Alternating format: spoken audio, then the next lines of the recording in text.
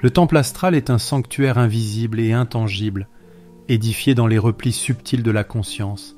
Il est le point d'ancrage d'une pratique magique mature, une interface symbolique entre l'esprit individuel et les forces du chaos.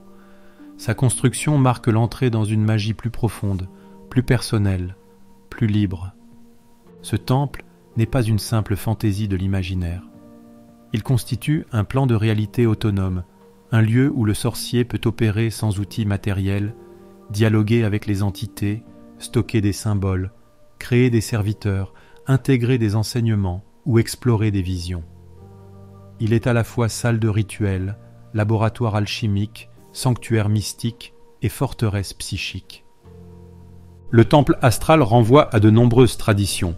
Le palais de mémoire médiéval, le sanctuaire céleste rosicrucien, le temple mental de Franz Bardon, ou encore l'espace de l'esprit dans les pratiques chamaniques. Dans la Chaos Goetia, il est avant tout une machine symbolique adaptative, connectée au pandémonium, l'espace où les forces démoniaques et archétypiques de l'inconscient collectif et individuel fusionnent. Avant d'entrer dans le temple, le corps subtil doit être activé. La respiration par les os est une technique qui vient des arts internes taoïstes. Elle permet de faire circuler l'énergie vitale et magique qui, ou ici le feu noir, jusque dans les structures profondes du corps énergétique. Ferme les yeux, visualise ton squelette en commençant par les pieds, les tibias et en remontant petit à petit. Inspire lentement et imagine l'énergie pénétrer chaque os comme une lumière noire ou un feu blanc. Sens-la se diffuser dans la moelle. En expirant, relâche les tensions, la fatigue, les résidus mentaux. Laisse l'air sortir en nettoyant ton ossature de toute peur ou blocage. Continue jusqu'à ressentir un frisson interne, une densité de présence, une chaleur ou une vibration. Cette activation du corps subtil est une excellente préparation à la pratique de la sorcellerie. Il rend le temple plus tangible et assure que tu y entres avec la totalité de ton être et non avec un mental flou. Avant d'entrer dans le temple, prononce cette invocation. Que le feu noir pénètre mon être, qu'il brûle toute faiblesse de corps et d'esprit afin que je puisse atteindre le pandémonium parfaitement conscient de ma divinité. Dis-la avec force et intention. Visualise brièvement une flamme violette, noire, verte ou argentée, la couleur octarine du chaos, t'envelopper, pénétrer ton squelette et embraser ta colonne vertébrale. La construction du temple se fait en plusieurs étapes. Chaque sorcier est libre de choisir son esthétique. Gothique, technomagique, antique, organique, mais certaines structures universelles facilitent le travail symbolique. 1. Le seuil. S'installer confortablement.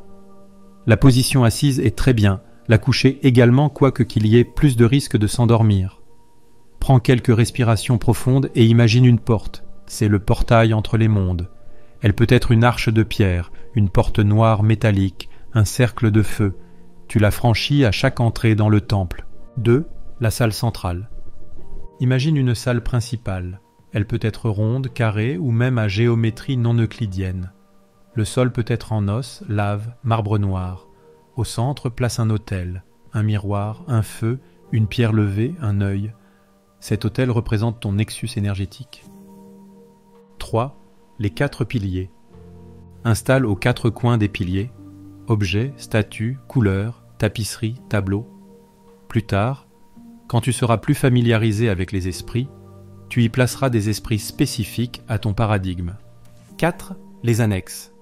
Au fur et à mesure, ajoute à ton temple des salles secondaires selon tes besoins.